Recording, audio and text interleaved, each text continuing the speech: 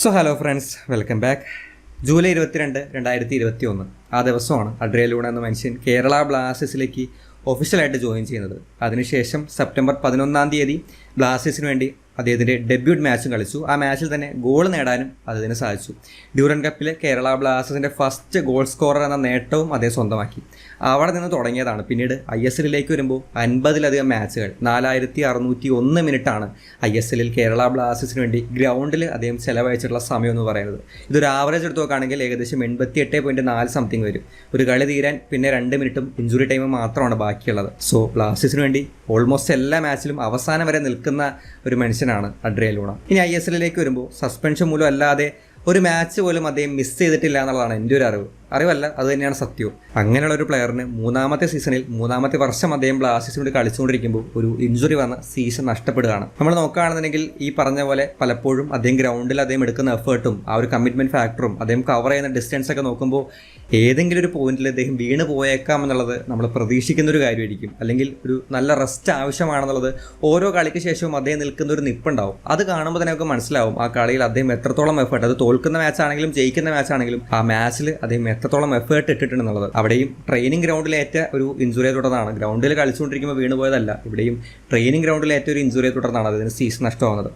So എന്തായാലും ഇതുവരെ നമ്മൾ നോക്കുകയാണെങ്കിൽ 13 ഗോളുകൾ, 17 അസിസ്റ്റുകൾ, അതുപോലെ തന്നെ ഒരുപാട് ചാൻസസ് ക്രിയേഷൻ. ഈ ഒരു സീസണിലേക്ക് വരുമ്പോഴും 3 ഗോളും 4 അസിസ്റ്റുമായിട്ട് നല്ലൊരു തുടക്കമാണ്. കഴിഞ്ഞ സീസണിൽ കുറച്ച് ഡൾനെസ് അതിന് ഫീൽ ചെയ്തുവെങ്കിലും നല്ലൊരു തിരിച്ചുവരവും നല്ലൊരു തുടക്കമാണ് ഈ ഒരു സീസണിൽ കിട്ടിയത്. എന്തായാലും ആ കണക്കുകളൊന്നും ഇനി ഈ ഒരു സീസണിൽ മുന്നോട്ട് പോവില്ല.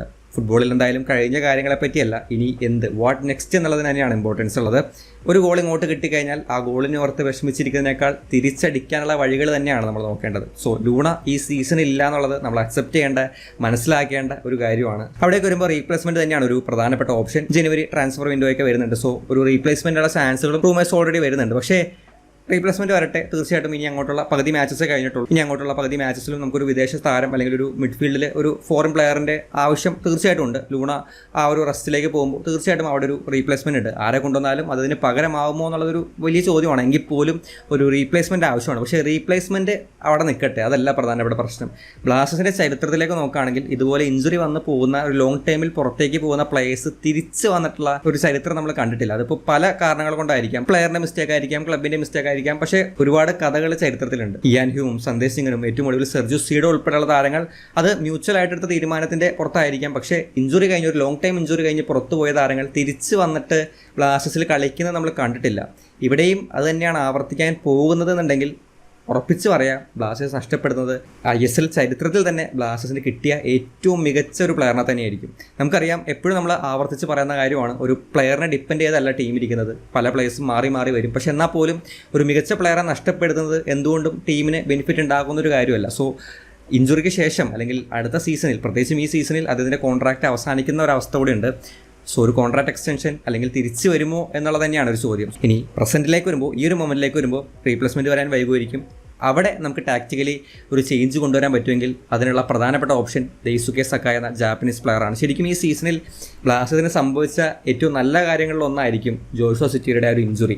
അതിന് പകരം ഒരു മിഡ്ഫീൽഡ് രീതിയിൽ കളിക്കാൻ പറ്റുന്ന ഒരു പ്ലെയർ വന്നതുകൊണ്ട് നിലവിൽ ലൂണയ്ക്ക് പകരം അദ്ദേഹത്തിന് ഉപയോഗിക്കാവുന്നതാണ്. ലൂണയ്ക്ക് പകരമാവാൻ പറ്റുമോ എന്നുള്ളതൊരു വലിയ ചോദ്യമാണ്. അത് അദ്ദേഹം തെളിയിക്കേണ്ട കാര്യമാണ്. എന്നാൽ പോലും ആ ഒരു ക്യാപ്പബിലിറ്റി അല്ലെങ്കിൽ ആ ഒരു പൊട്ടൻഷ്യൽ ഉണ്ടെന്നുള്ളത് അദ്ദേഹം കാണിച്ചിട്ടുണ്ട്. ISL ഇതുവരെ ഒരു ഗോളും ഒരു അസിസ്റ്റും ഉണ്ട്. 10 ചാൻസസ് ക്രിയേറ്റ് ചെയ്തിട്ടുണ്ട്.